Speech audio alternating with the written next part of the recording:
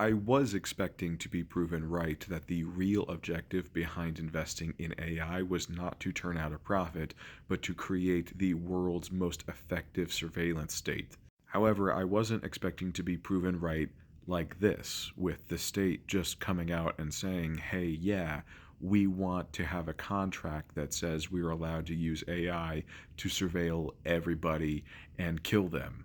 For those of you who don't know, a few months ago I went viral talking about the real plan for AI. It's this middle pinned video if you want to go watch the whole thing. The gist of the point that I make in that video is that AI is not proving to be profitable at all. We are investing billions of dollars into an industry that has no real plan to create a return on investment. And anyone with half a brain can see that there is no return on investment. There is not going to be a point where an AI product makes more money than it costs to run. And if we know that, we have to keep asking, why are we still building the damn things?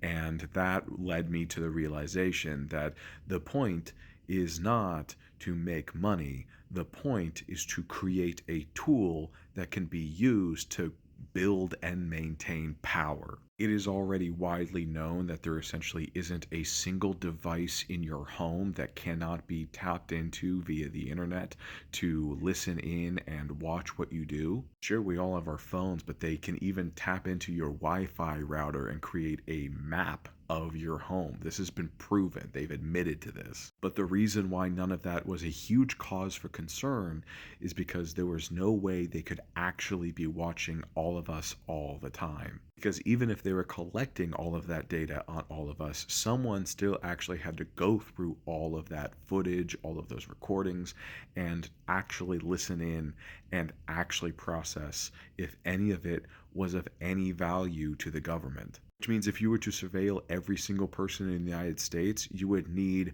more analysts than there were people in the United States. So it just wasn't possible. So those tools were only ever focused in on specific persons of interests. If the government thought that you might be up to something shady, then they would start focusing in on you. However, if you build an AI tool that can scan all of that data, it can flag when it thinks that you are some sort of threat to the government and then hand that off to the eventual human analyst. Which means with the added processing power of AI, the US government could actually listen in on each and every one of us all day, every day, forever. And if you think the targeted algorithmic bubbles of your social media apps are bad, imagine when the government is able to do that with your entire life. That level of power and control was unfathomable a few years ago, but now it looks like this regime's only chance of remaining in power. And so they're pursuing it incredibly directly and incredibly obviously by straight up telling the AI companies that are building these tools that that is what they want. And right now, the companies are saying, no, you're not allowed to use this for surveillance and killing people. But the government is consistently putting more and more pressure.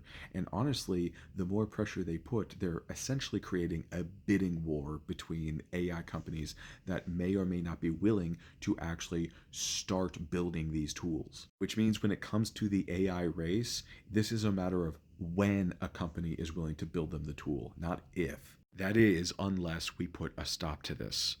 This technology is too dangerous.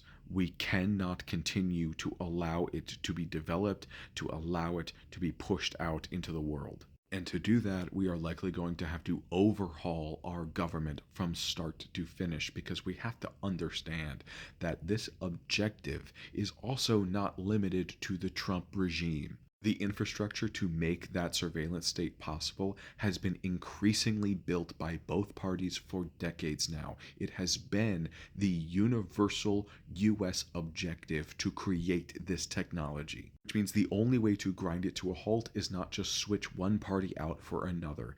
It is to, in fact, completely overhaul our system start to finish. We need to be pushing new leaders to the forefront. We need to be building new systems of power that are ready, willing, and able to fight against this sort of clear abuse of power. The usual channels of handling things created this threat for us. Everything needs to stop being business as usual immediately. The freedom and privacy of every single human being on the planet relies on it, and that's not even fucking hyperbole.